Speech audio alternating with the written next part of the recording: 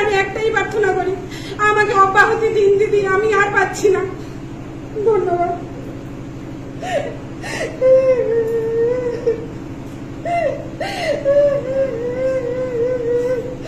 আমার কাছে সমস্ত ফুটেজ, ক্যামেরা, আপনারা যা চাইবেন আমি সব দিতে রাজি আছি, সবকিছু আছে আমার কাছে।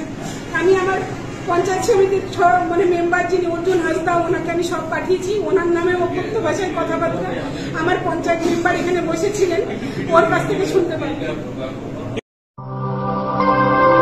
বাংলার সঠিক খবর সঠিক সময় জানতে ফলো রাখুন RN TV বাংলা।